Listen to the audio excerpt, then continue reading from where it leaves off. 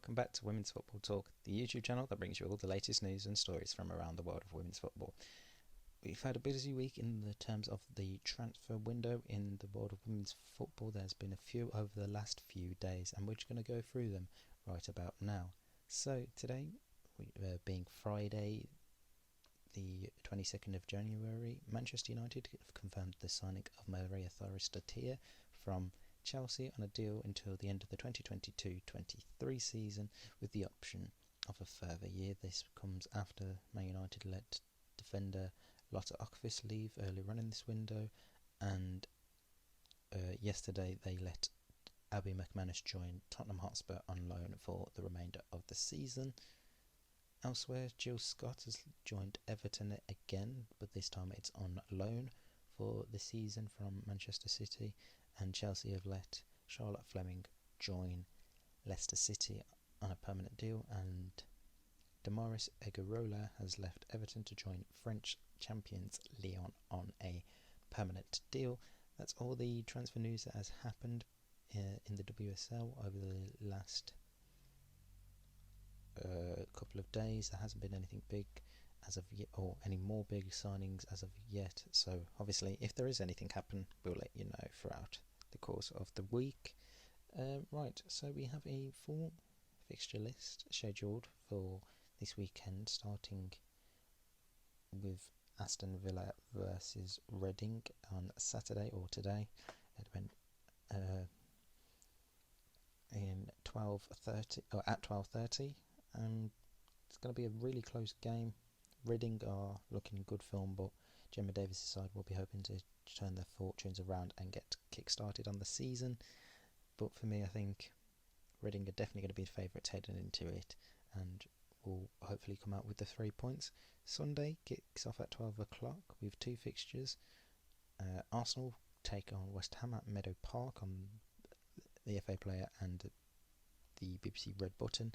Arsenal were wanting to get back to winning ways after only managing a draw last time out against Reading, and West Ham will also be hoping to get back to winning ways after they lost to Tottenham Hotspur 1-0.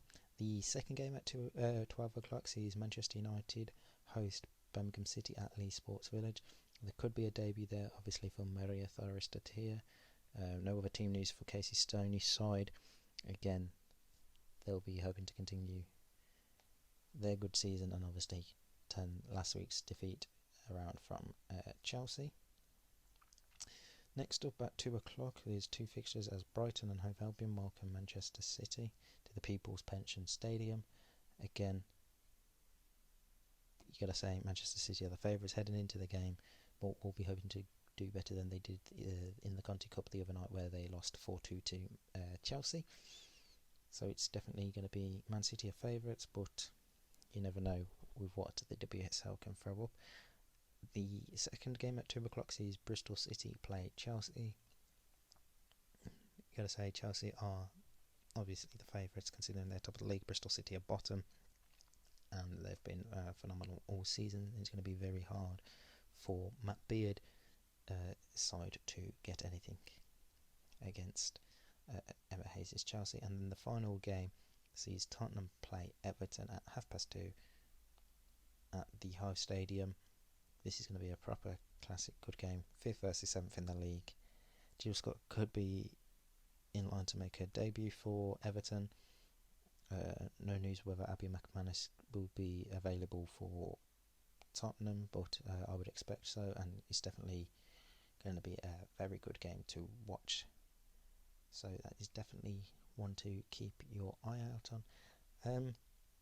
If there is obviously any more WSL news, then I'll make sure to put up a video about it, or make sure you follow us on Twitter at WFTalk2020. Obviously, the news earlier in the week that Phil Neville and Jane Ludlow had left their jobs as England and Wales manager. Wales haven't announced any replacements for Jane Ludlow as of yet, but England did announce that Hege Arisa would take over Phil Neville on a temporary charge until post-Olympics. Should that still go ahead, we are still unconfirmed about that, and So it'll be interesting to see what Egarisa can do in the time that she is in charge of Lionesses until Serena Vegan comes in. So as we said, the Conti Cup semi-finals were the two remaining semi-finals were this week, and the semi-final draws were made. So Chelsea will play West Ham United at Kings Meadow, and then Bristol City will welcome Leicester City to Twerton Park, with the games being played on the 3rd and 4th of February. The Women's FA Cup obviously has been postponed for a long time now, indefinitely, and the FA have announced that over that weekend, when the WSL would have normally been on a break, we will have WSL games to take place. So like I said, make sure you follow us on Twitter. We'll keep you updated with all the news and stories, unless we can get a video out. Obviously when we can get video out, we will do. We also had the Team of the Year announced on Wednesday, which you can see a video of it, our previous video on this channel. A lot of Lyon players in it, which is no surprise considering they did win the tournament and dominated. Other players in there, you got Kira Hamarui of Barcelona, Sarah Bjork Gunnarsdottir of Wolfsburg, Pernilla Harder's in there, and Daniela van der Donk as well, and Magdalena Eriksson are the non-Lyon players in it.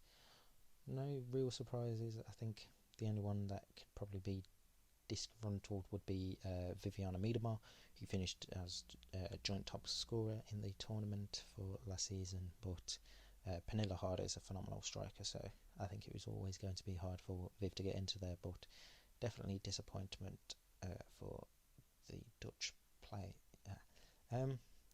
Right, we'll be back on Monday to review all the games. Hopefully we get a full fixture list and none are called off due to the weather or COVID.